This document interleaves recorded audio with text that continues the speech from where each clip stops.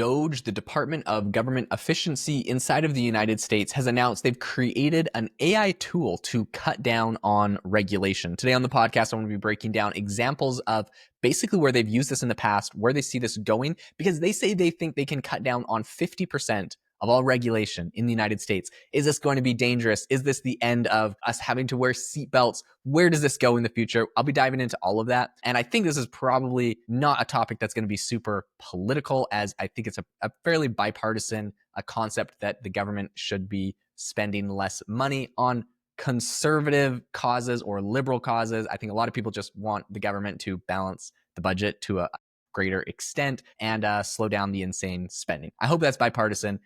If not, if that triggers you, you don't have to listen to it. But I think this is really interesting how AI is hopefully going to make the government not go bankrupt as fast. So we're going to be talking all about that today. The one thing I wanted to mention before we do is if you want to try any of the AI models that I'm talking about on this podcast all the time, I'd love for you to try out AIbox.ai. Every single, or basically the top 40 AI models are all hosted on here. It's one price. It's like $20 a month. So instead of having to pay $20 for every single platform, you get access to Anthropic, Cohere, DeepSeek, Google, Meta, Microsoft, Mistral, NVIDIA, OpenAI, Qwen, X, a bunch of image models, a bunch of speech to text, a bunch of text to speech models, tons of stuff. And you can chat with them all in the same thread. So you can ask Claude a question, it answers, and you can ask OpenAI a question, it answers. And if you're like, man, I have this question, what's the best AI model to ask it to? You can regenerate the response with Grok, OpenAI, Claude, and just see who answers it best. No more, having to listen to the benchmarks to decide, what's the best. You can test it out for yourself. So go check it out. It's AIbox.ai. There is a link in the description. All right, let's get into what's going on with the Department of Government Efficiency. So a lot of this is coming out of an article by the Washington Post, which basically is titled "Doge Builds AI Tool to Cut 50% of Federal Regulations." This is pretty interesting. Basically, what's going to be happening is there's this PowerPoint presentation that I don't know if it got leaked or shared or it got out basically. And I have to say, I think it is absolutely hilarious to have a PowerPoint presentation from one of these agencies explaining like why they need to use this tool. I'm assuming that the Department of Government Efficiency had to like make this to pitch it and be like, come on guys, please let us use this to cut your regulations. Probably pitching it to Congress, who's like loves spending money and hates it, but whatever, that's funny. The title of their pitch deck is Doge Deregulatory Opportunity, July 1st, so not too long ago. And this is, I love it. It's like a business pitch deck. They have the problem and the opportunity. So the problem they say is $3.1 trillion compliance costs a year, which is about 12% of GDP. So that's a lot of money that we're spending on compliance costs.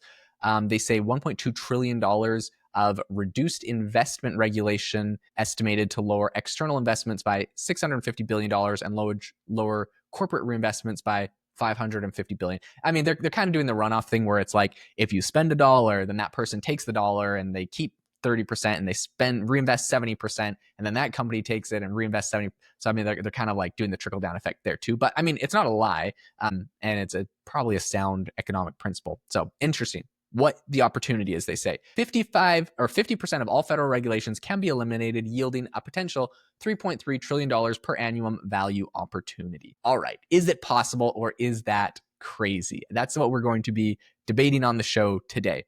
But first, I want to say, what are they using AI for in all of this? And what is the challenge that they're trying to solve? Basically, the challenge they say is that there's 4 steps you have to take when you want to remove a regulation. Number 1, you have to research what statutory is required, and then you have to basically select what to keep.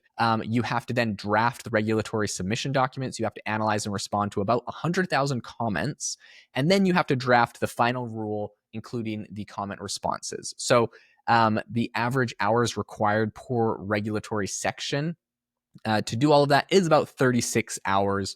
And, there's 100,000 sections. It would be 3.6 million man hours to deregulate 50% or 100,000 sections. A lot of time. Like basically, some people say it's impossible. So their solution is this new Doge AI program, which they say saves about 93% of man hours. So how it works is it creates a regulatory/statute database, and then it determines which regulations are required. It enables the agency to comment and modify the results in a final delete list. They are then automatically drafted. They automatically draft a submission document for the attorneys to edit. They automatically analyze 20 to 500,000 citizen comments for the final rule conclusion. And it's really, really, yeah, honestly, it's kind of crazy. So a lot of people ask, has this been used? Is this new? And they actually had a case study. So they said for the CFBP, 100% of deregulations were written using this new tool. They said for the HUD, the policy team completed decisions on 1,000 regulatory sections in 2 weeks, which is crazy.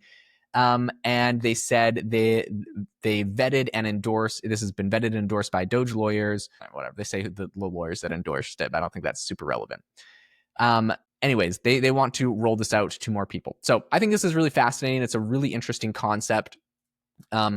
Basically, they say that it's going to analyze about 200,000 federal regulations, and then it's going to identify ones that aren't required by law, right? Because I think what happens a lot, whether it's Biden or Trump signing executive orders, and of course there's like lawsuits and federal judges and like all of this mayhem that happens about laws and rules and Congress weighing in on things, but things are changing all the time.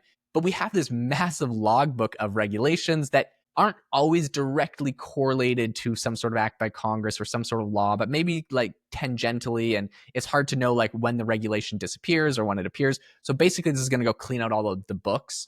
It's going to eliminate half of those is the goal, and their goal is to eliminate half of those in the next, I think, 6 months. So they said by the first anniversary of Trump coming into office, so January, they're hoping to have all of that done, which would be insane.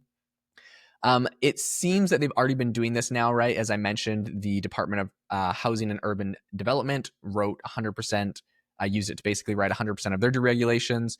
At the Consumer Financial Protection Bureau, they have been doing a lot with that. The White House basically was asked about this because I don't think this was really supposed to be like a public thing. It was kind of like an internal document and PowerPoint stuff.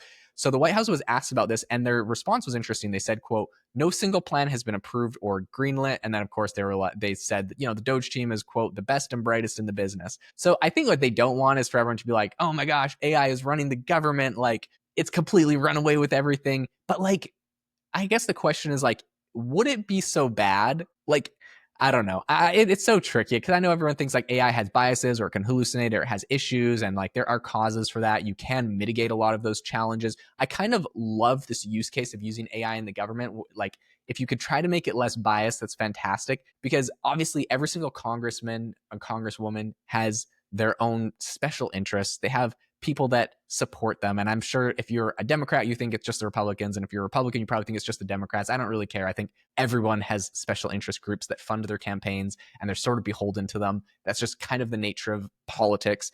And so it sucks when you're trying to deregulate something and then maybe some guy's like, well, you know, this oil and gas company gave me a ton of money for my campaign, so I don't want to do anything that would negatively impact them. Or maybe this electric solar panel company gave me a lot of money for my campaign, so, you know, I don't know. I don't want to do anything that would hurt them. Whatever, right? You can imagine both sides of this argument from both sides of the aisle. But at the end of the day, maybe there's a regulation that really just needs to be removed, regardless of the company it potentially hurts. It could unlock a lot more for the economy and the country as a whole. And so I think AI would be the perfect tool to go in and use this without having any sort of biases or special interests. I think this could be amazing, theoretically. And are there issues with this? Could this be hijacked? Are there flaws? 100%. But so same thing with people. I don't think it's any different. This just could speed up the process, just make us more efficient. So I'm very interested there. I'm bullish on the concept. I'm sure there's going to be a lot of debate on whether this is good or bad. But overall, I think I'm bullish on the concept. And I would love to have AI rewrite all bills by Congress to basically be 3 pages long that everybody in the America could read before they get passed, instead of having them be 2,000 or 50,000 pages long. It's just outrageous. So I would love AI to be applied to a lot more in government, and I think it would actually be quite useful. In any case, thank you so much for tuning into the podcast today. I hope that this was interesting and sparked some new ideas and concepts for wherever you work or whatever you do. And if it did, the number one thing I would appreciate is a review on the podcast. I read them all. If you are on Apple, drop some stars, leave a comment, and on Spotify, you got to hit the About tab, I think, and you can drop some stars. On YouTube, subscribe, like the video. I really appreciate all of you guys, make sure to check out AIbox.ai, and I will catch you in the next episode.